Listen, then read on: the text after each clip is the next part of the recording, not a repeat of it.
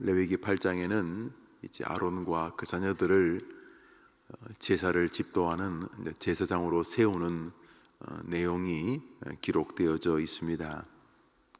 아론 레위 지파이며 모세의 형으로 알려져 있습니다. 알다시피 레위 지파는 야곱의 아들 가운데 셋째 아들입니다. 루벤, 시므온, 레위 이렇게 하면서 그 셋째 아들 레위를 하나님께서 너는 다른 일을 하지 말고 하나님을 예배하는 제사를 집도하는 성전직이 제사장이 되라 이렇게 명하시고, 그에게는 이제 기업을 주지 않으시고, 기업이 땅입니다. 예나 지금이나 땅이 중요한 어떤 소산의 근거가 되지 않습니까? 나머지 11 지파에게 땅을 주고 11 지파가 이 레위 지파를 먹이게 합니다. 그래서 11 지파가 레위에게 먹을 것을 주고 또 그들의 땅을 나누어 주게 함으로써 하나님을 예배하는 이들을 다른 사람들이 긍휼히 여기도록 그렇게 하셨습니다. 이 레위 지파가 이후로 계속 제사장 지파의 길을 걸어가는데, 레위 지파가 제사를 집도하려면 이제 다른 사람들보다 거룩한 행위를 가지고 또 그런 태도나 인격을 가져야 안 되겠습니까? 이제 주님께서 레위 지파를 세우는 장면을 이제 보여줍니다. 우리 레위기 8장 1절을 읽겠습니다. 1절, 2절을 읽읍시다. 시작. 여호와께서 모세에게 말씀하여 이르시되 너는 아론과 그의 아들들과 함께 그 의복과 관유와 속죄제의 수송아지와 수양 2마리와 무교병 한 광주를 가지고 이제 사람들을 쭉 모읍니다. 사람들을 쭉 모읍니다. 모을 때에 이제 제사장들의 그 의복을 제사장들에게, 제사장 옷이 아니겠습니까? 보통 뭐 이렇게 입으면 이렇게 뭐 성찬식을 할 때 가운을 입듯이 그런 의복과 관유라고 하는 것은 이제 거룩한 기름이다. 그래서 이렇게 여러 가지 계피나 이렇게 아주 기름을 넣어서 그런 기름을 이렇게 만듭니다.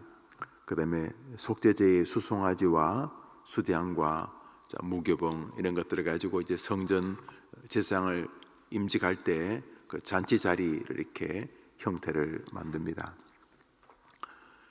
그리고 제사를 이제 집도할 제사장들을 이제 세우는 임직식, 위임식 그런 것을 하게 됩니다. 우선 12절을 읽겠습니다. 12절입니다. 시작.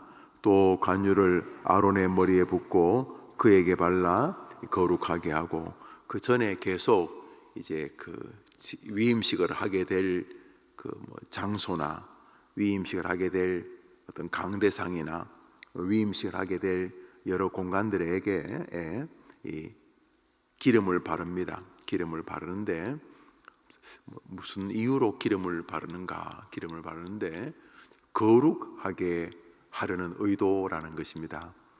그래서 성경을 보면 그것을 발라 거룩하게 하라 이렇게 되어 있습니다. 여러분, 그 기름이 무슨 기름이 되었든지 간에 그 기름을 바른다고 그 사람이 거룩해진다는 것이 여러분의 상식에 부합하는 것입니까?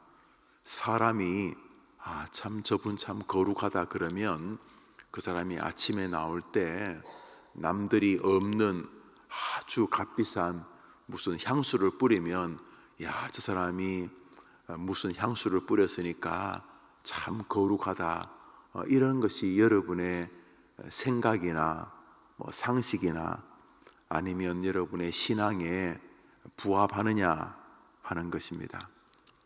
이 사람이 그의 성품이나 태도나 말이나 또는 행위나 이런 것들이 참 다른 사람들과 구별되게 진실하고 죄에 대해서 늘 예민하고 말 한마디라도 다른 사람에게 누가 되거나 상처되지 않으려고 막 노력하는 그런 삶의 태도, 됨됨이, 그의 어떤 그 내면에서 나오는 언행, 이런 처신의 모습들을 보면서 저 사람은 참 진실하다.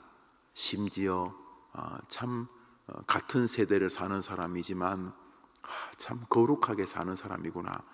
저 사람은 내가 정말 인정한다 라고 할 때에 방금 말씀드렸듯이 그의 됨됨이나 그의 내면의 세계를 보고 우리가 거룩하다고 하지, 그 애가 오늘 무슨 샤넬 몇 번 향수를 뿌렸다고, 무슨 특유한 아주까리 기름을 발랐다고 우리가 그 사람을 거룩하다고 하는 것은, 그것은 좀 어불성설이라고 생각하지 않으십니까?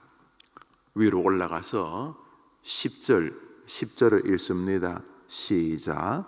모세가 간유를 가져다가 성막과 그 안에 있는 모든 것에 발라, 이제 위임식을 하게 될 성전의 그 초기 모형이죠. 이스라엘이 출애굽하면서 하나님의 상징인 그 모세가 호렙산에서 받았던 그 10계명을 적은 비석이라든지, 또 후에 담게 될 하나님이 그들을 먹이신다, 하나님이 직접 그들을 먹이고 입힌다는 상징인 만나를 담은 항아리라든지, 이제 말라 비틀어졌지만은 나무에 꼽으면 싹이 나는 지팡이라든지, 이런 것들이 다 하나님의 능력과 임재의 상징인데, 그것이 이제 성소를 이렇게 법궤를 들고 다니다가 그것을 이렇게 세우면 그 위에 이렇게 텐트를 쳐가지고 다른 사람들이 사는 집과는 좀 구별되게 그 안에서 예배하고 제사하는 기능을 가졌습니다. 그냥 남들하고 똑같은 천막이죠. 과거에는. 왜냐하면 행진을 하면서 살아야 되니까. 자, 그런데 그 성막에서 이제 아론을 비롯한 아론의 자식들에게 제상직, 임직식, 위임식을 할 때에 그 텐트에 방금 말했던 그 기름을 바르라는 것입니다.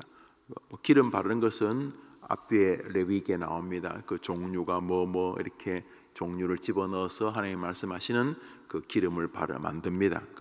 우리로 말하면 식용유에다가 또 소금 좀 넣고 계피 좀 넣고 이렇게 해서 이제 기름을 만든다고 생각합시다. 그리고 그것을 하나님이 거룩한 기름이라 이제 부르십니다.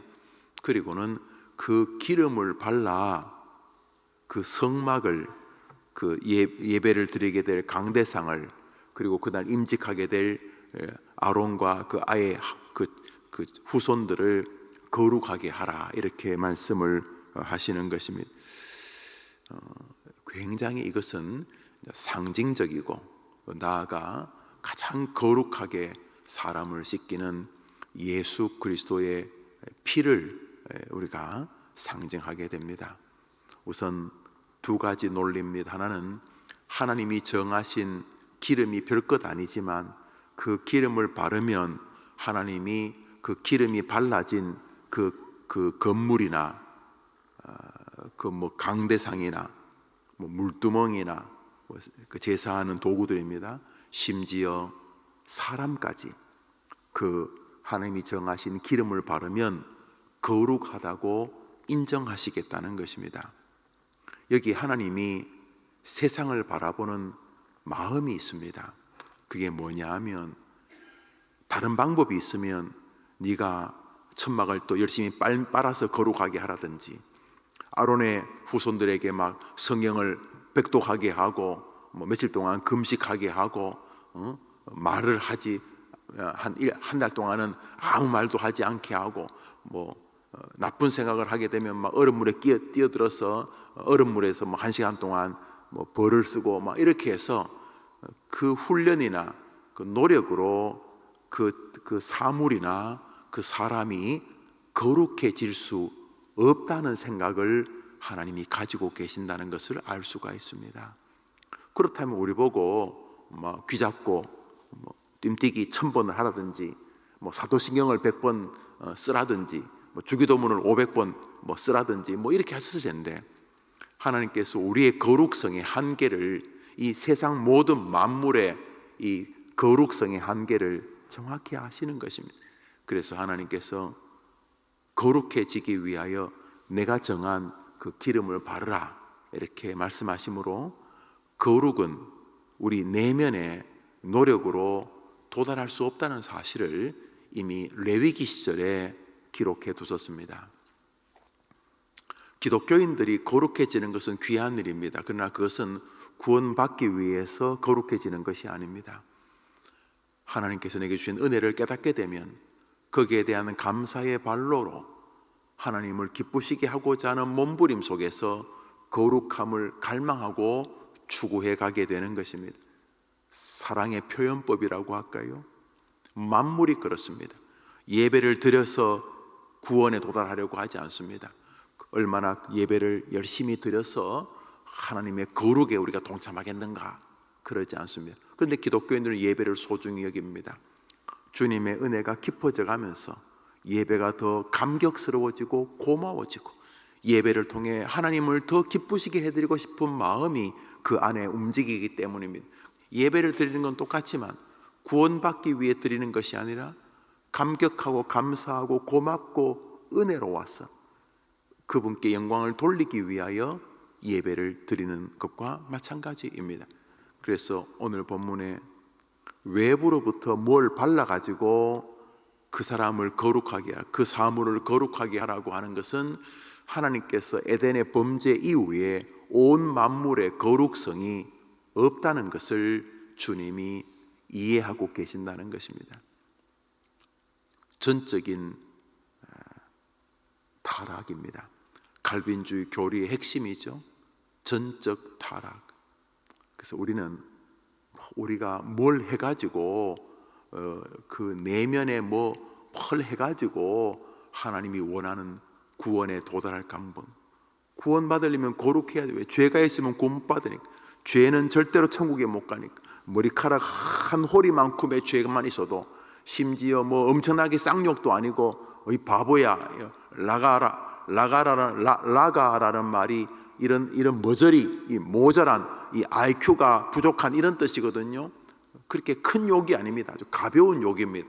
그런데 그 형제 보고 이 바보야, 이 등신아 정도의 모독도 하나님께는 살인죄처럼 여기신다. 우리 하나님은 누구를 비난하고 조롱하는 게 하나님에게는 살인죄로, 예수님 직접 하신 말, 그 죄 하나만 있어도 천국에 들어가지 못한다고 했어요. 무조건 못하는 것이 무조건. 그러니까 우리 가운데 이 땅에서 교회를 100년을 다니든 목사나 목사 헤랩이라도 천국 갈 가능성은 자력으로는 제로인 것입니다. 왜냐하면 우리가 죄를 어떻게 안 짓겠습니까? 아니, 친구에게 형제에게 그런 가벼운 욕 정도가 아니라 낙심하는 것도 죄입니다. 두려워 말라, 내가 너와 함께 하겠다고 말씀하셨는데 낙심하는 것은 하나님이 함께해도 안 된다는 거 아닙니까? 그러니까 아무도 모르는 내 내면의 낙심조차도 살인죄와 방불한 것입니다. 염려하고 두려워하고 절망하는 것도, 이것도 하나님의 전능함을 크게 신뢰하지 않거나 그 말을 두려움보다 약하게 두는 것이니까 하나님을 모욕하는 거죠. 우상 숭배와 비슷한 것입니다. 하나님을 모독하는 거예요. 그러니까 우리 가운데 근심 없는 사람이 있겠습니까? 죽을 때까지. 그런 면에서 우리에게 자력으로 거룩해질 가능성은 제로예요. 제로. 그래서 하나님께서 레위 아론과 그 후손들에게 제사장 직분을 세우실 때에 그들을 보고 엄청나게 거룩하기 위해서 하라고 하지 않고 내가 정한 기름을 발라라. 그러면 그 기름을 바르면 내가 너를 거룩하게 다고 인정해 주겠다. 이렇게 말씀을 하고 계시는 것입니다. 그래서 첫 번째로는 전적인 인생의 무기력, 아니 온 만물의 모든 것이 아담의 범죄 이후로 타락해서 그 안에 거룩성이 완전히 훼손되었다. 이것이 첫 번째입니다.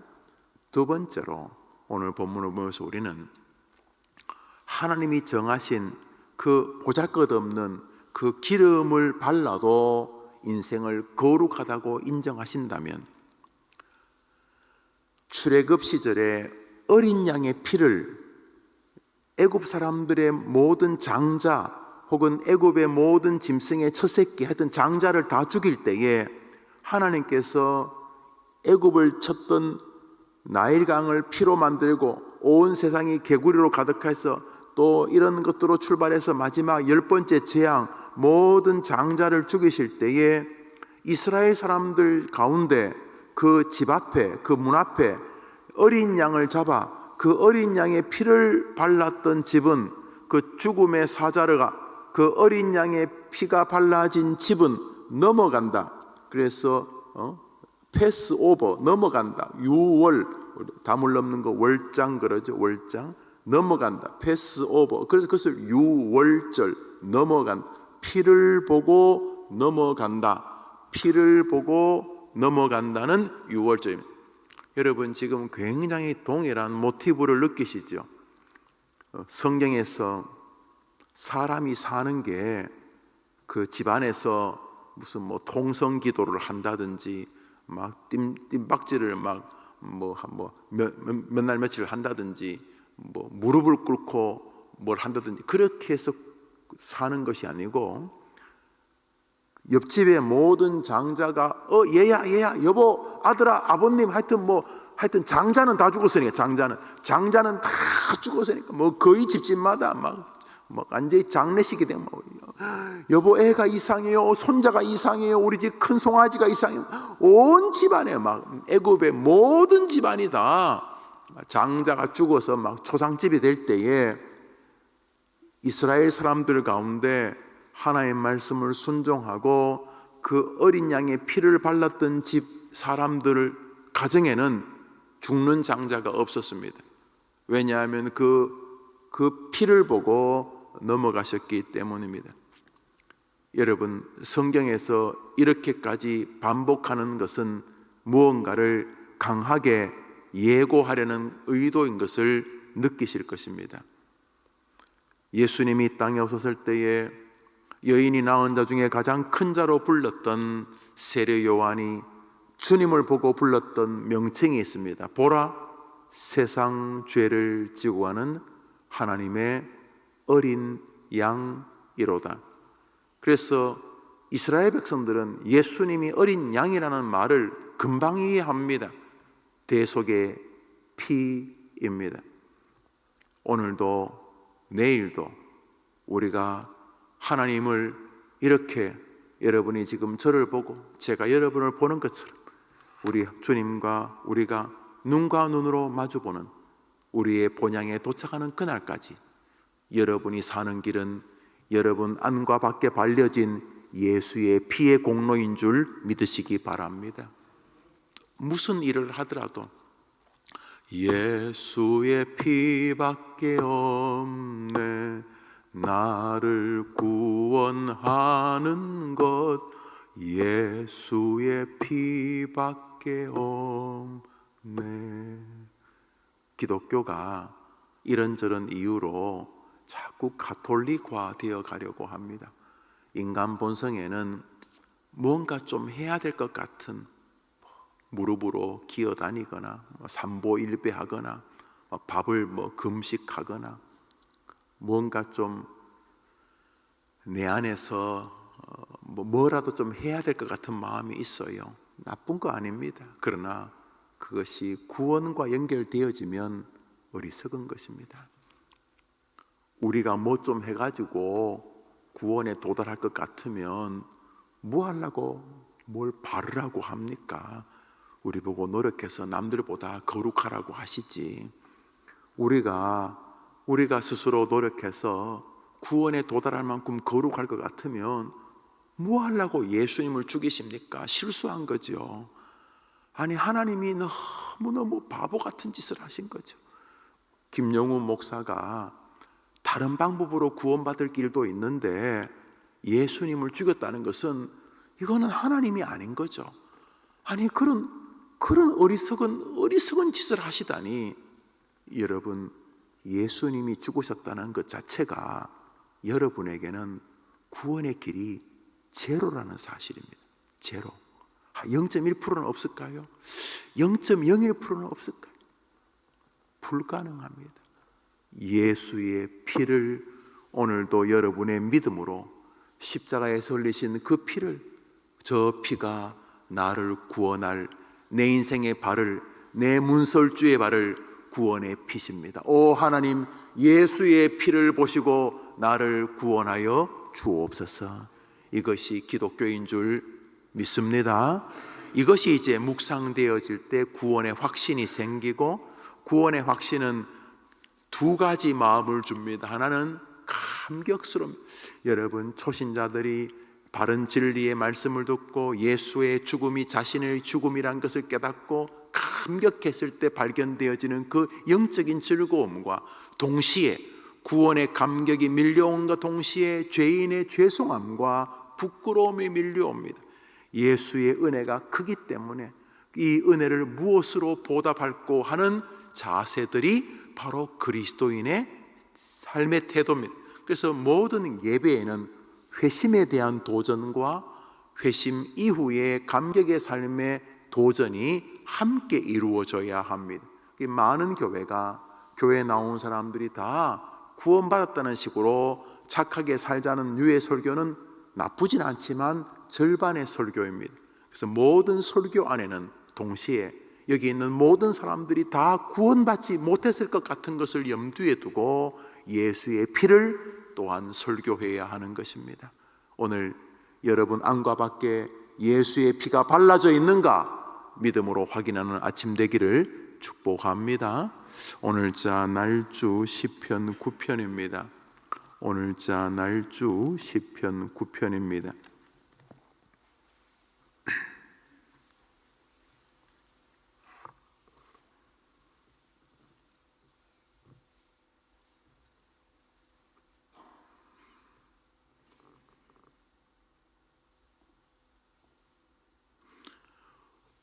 우리 4절부터 6절까지 읽겠습니다. 시작. 주께서 나의 의와 송사를 변호하셨으며 보좌에 앉으사 의롭게 심판하셨나이다. 이방 나라들을 책망하시고 악인을 멸하시며 그들의 이름을 영원히 지우셨나이다. 원수가 끊어져 영원히 멸망하였사오니 주께서 무너뜨린 성읍들을 기억할 수 없나이다. 다윗이 전쟁을 합니다. 승리를 한 것 같습니다. 그런데 다윗이 노래합니다. 뭐라고 노래합니까? 마지막 6절을 봅시다. 시작. 원수가 끊어져 영원히 멸망하였사오니 주께서, 전쟁은 아마 자기가 했을 것입니다. 그렇죠? 제일 앞에 서서 돌격 앞으로 하고 칼 휘두르고 목을 날리고 원수의 배를 가르고 열심히 싸웠을 것입니다. 그런데 다윗이 뭐라고 말합니까? 쭉 읽어보시면 원수들을 심판하신 분이 하나님이십니다. 하나님이 그들을 영원히 구원의 이름에서 지우셨습니다. 그리고 6절에 뭐라 그럽니까?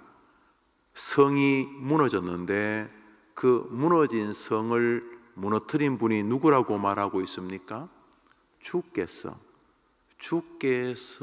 무너뜨린 성읍들이라고 말하면서 전쟁의 승리가 전적인 하나님의 은혜의 결과였다고 말하고 있습니다. 그저 한 자락 깔기 위해서 교만을 어렴풋이 감추려고 아이고 주님이 하신 거지요. 응? 속으로는 자기가 했다는 걸 남이 안 알아줘 가지고 이미 열받아 있는 상태인데 겉으로는 아이고 주님이 하셨죠 이렇게 말하는 게 아닙니다. 그러면 성경이 되었겠습니까 여러분? 다윗의 그 입 발린 소리를 하나님이 속으셔서 성경이 되게 하셨다고요? 불가능합니다. 왜 하나님이 다윗을 좋아하셨냐면 이 사람은 진짜 믿은 것입니다. 승리는 내가 그 집 안에서 난리 법석을 부려서 되는 게 아니고 문 앞에 발라진 어린 양의 피 때문에 내가 구원받은 줄 믿습니다. 이게 다윗의 정신이었습니다.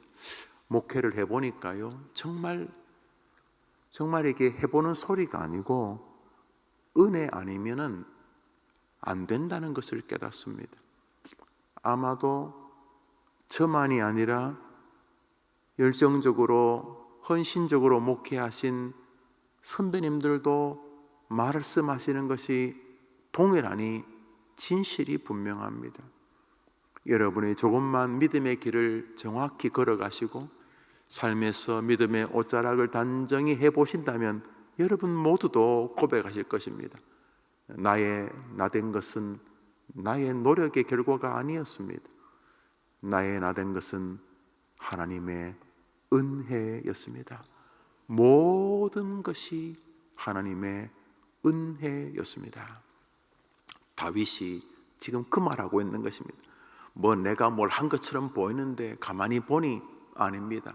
나의 구원은 어린 양 예수의 피 흘리심으로 이루어졌기 때문인 것입니다. 내가 살아보니 내가 총 나간다 칼 나간다 하는 척 했는데 돌아보니까 나보다 더 열정적으로 준비하고 더 열심히 훈련하고 더 좋은 무기를 가지고 준비를 하고 전심을 다해 싸워도 나 같은 것을 이기게 하셨던 것은 내 능력이 아니고 내 숨은 자질이 아니고 하나님의 은혜이셨습니다. 하나님이 도와주시면 이기는 것이고 하나님이 안 도와주시면 나는 내가 뭘 준비를 하고 무엇으로 나를 둘러도 나는 이길 수 없습니다. 이 전쟁을 승리케 하신 분은 하나님이십니다 라는 고백이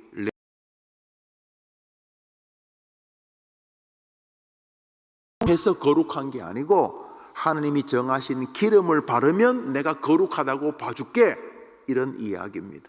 오늘도 예수를 우리의 몸에 바르는 방법이 있습니다. 믿음입니다. 오 하나님, 나의 구원은 예수님이십니다. 나 보지 마시고, 하나님 김 목사 보시면 볼 거 없으니까 하나님 나 보지 마시고 나를 위해 피 흘려 죽으신 내 앞에 내 안에 발라있는 당신의 아들 예수 피 보시고 오늘도 김 목사 도와주실 줄 믿습니다. 이것이 여러분의 인생이 되기를 축복합니다. 김 목사만 도와주라는 게 아니고 여러분이 그렇게 되기를 바란다는 것. 그래서 오늘도 자랑할 것은 예수. 그래서 우리가 자랑하면서도 면목이 없습니다. 왜냐하면 예수를 잡은 게 하나님이시니까. 채찍에 맞게 하시고 십자가에 달고 창으로 옆구리를 찔러 피와 물을 다 쏟게 하신 분이 하나님이시니까. 그래서 오늘도 우리는 참 죄송하고도 뻔뻔하고 동시에 담대하게 하나님 저 보지 마시고 당신이 죽인 내 안에 바르고 내 안에 흐르고 있고 내가 믿음으로 오늘도 찍어 바르고 있는 하나님 당신의 아들 예수 피 보시고 오늘도 나를 긍휼히 여겨 주시옵소서. 무엇이든지 예수의 은혜로 승리하게 되기를 축복합니다. 우리 마지막으로 한 장만 더 봅시다. 데살로니가 전서 2장입니다. 오늘자 날주 데살로니가 전서 2장입니다.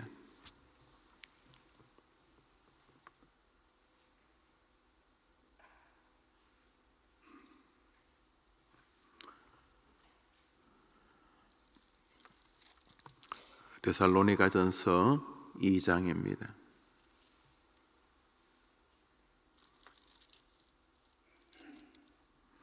7절을 한 절 읽겠습니다. 7절입니다. 시작. 우리는 그리스도의 사도로서 마땅히 권위를 주장할 수 있으나 도리어 너희 가운데서 유순한 자가 되어 유모가 자기 자녀를 기름과 차했으니. 사도 바울 일행들이 자기를 소개할 때 나 바울은 이렇게 말하지 않습니다. 한번 따라 합시다. 우리는 그리스도의 사도다. 의라는 말이 종속적인 거죠. 여러분이 무슨 물건이 있습니다. 물건이 그것이 여러분 것입니다. 그러면 연필이 제 거라고 치면 나의 연필 이렇게 말하죠. 나의 연필, 나에게 종속된 것이다, 이런 말이죠. 사도 바울이 자기를 뭐라고 소개합니까? 우리는 그리스도의 것이다. 그리스도의 것이다. 이것은 충분히 나에게 담대함을 준다. 왜냐하면 주인이 그리스도시니까. 동시에 이것은 나로 하여금 심각한 부끄러움을 갖게 한다. 그래서 담대함과 겸비함이 내 안에 늘 있다, 이런 내용입니다. 여기서 사도 바울이 자기의 존재의 가치를 자기에게 두지 않는 것을 알 수가 있습니다. 외부에 둡니다. 나는 대단한 사람이야, 이렇게 말하지 않고 나는 그리스도에게 종속된 존재다. 이게 레위기의 같은 이야기입니다. 레위기. 우리가 뭐가 되려면 우리의 능력으로 되는 법이 없습니다. 외부로부터, 바로 외부가 누구냐? 우리 하나님, 우리 구주 예수 그리스도. 그분이 오늘 우리를 붙잡아 주시면 우리는 의미 있는 사람이 되고, 그분이 우리를 붙잡아 주지 않으면 우리는 그냥 아무것도 아닌 인생이 되는 것입니다.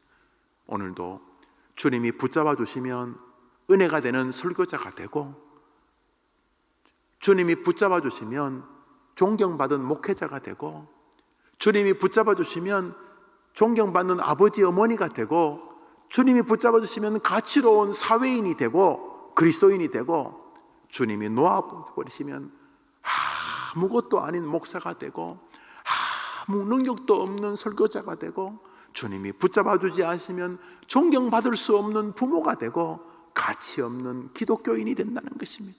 오늘도 외부로부터 그 은혜가 발라지면 거룩해지고, 오늘도 주님이 붙잡아 주시면 의미가 있게 되고, 오늘도 주님이 나를 인도해 주시면 가치 있는 삶이 되는 줄 믿습니다.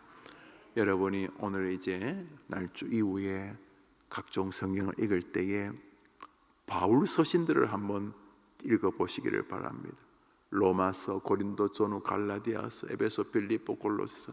그러면 1절, 2절, 3절 안에 사도 바울이 편지를 쓰면서 자기를 소개하는 거의 전형화된 것 같은 문장을 보시게 될 것입니다. 내용은 이런 것입니다. 그리스도 예수의 사도된 바울은 에베소에 있는 성도들과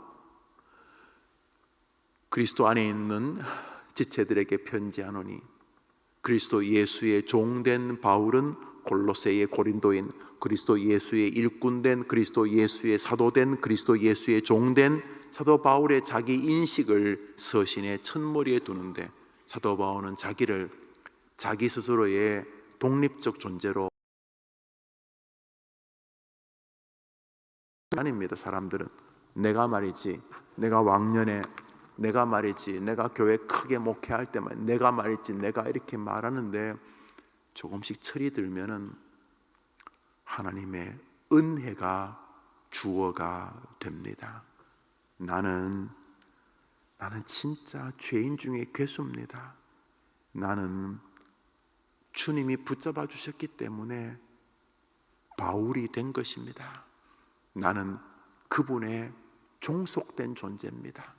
그분이 나를 위해 피 흘려서 내 인생 문설주에 내 인생에 그분의 피를 발라주지 않았다면 나는 기독교인은커녕 지옥 저 밑바닥에 불쏘시개가 되었을 것입니다. 나의 나된 것은 문설주에 발라져 있는 내 인생, 내 정신, 내 삶, 내 현재, 내 미래, 나의 인생의 대문에 발라져 있는, 내 정신의 대문에 발라져 있는 예수의 피 때문에 오늘도 나는 구원의 은혜를 누리는 백성입니다. 이것이 바울의 고백입니다. 오늘도 예수의 피를 자랑하는 여러분 되기를 축복합니다. 오늘도 여러분 자랑하고 싶을 때 여러분은 아무것도 없다는 생각을 가지면 귀합니다. 주님, 오늘도 주님이 나를 도와주시면 나는 되고, 오늘도 주님이 안 도와주시면 자연인 나는 죄인입니다. 오늘도 내 인생 앞에 예수의 피가 발라져 있는지를 보고 그 피를 의지하고 주님께로 좀 죄송스럽지만 동시에 그 피를 의지하고 담대하게 나아가는 하루가 되기를 바랍니다. 하나님께 예수의 피를 내세우십시오. 주님, 저 별 볼 일 없는 거 아시죠? 그렇지만 주님이 흘리신 하나님 당신이 보내주신 당신의 아들 예수 그리스도가 나를 위해 피를 흘렸습니다. 오 하나님, 나는 자랑할 거 이거밖에 없으니까 주님, 내가 붙잡고 있는, 내가 의지하고 있는, 내가 믿고 있는, 내 삶에 발라져 있는 이 예수의 피를 보시고 오늘도 은혜를 내려 주시옵소서. 그러면 하나님이 기뻐하시. 성경 전체는 바로 예수의 피가 주제이기 때문인 것입니다. 오늘도 예수로 인하여 행복한 여러분 되기를 바라고 저녁 기도회 때 뵙도록 하겠습니다. 주님 같이 기도로 예배를 마치고 자유롭게 기도하며 하루를 출발합니다. 하늘에 계신 우리 아버지여, 이름이 거룩히 여김을 받으시오. 나라의 마옵시며 뜻이 하늘에서 이룬 것 같이 땅에서도 이루어지이다. 오늘 우리에게 일용할 양식을 주옵시고 우리가 우리에게 죄 지은 자를 주같이 우리 죄를 사하여 주옵시고 우리를 시험에 들게 하지 마옵시고 다만 악에서 구하옵소서. 대개 나라와 권세와 영광이 아버지께 영원히 있사옵나이다. 아멘. 기도합시다.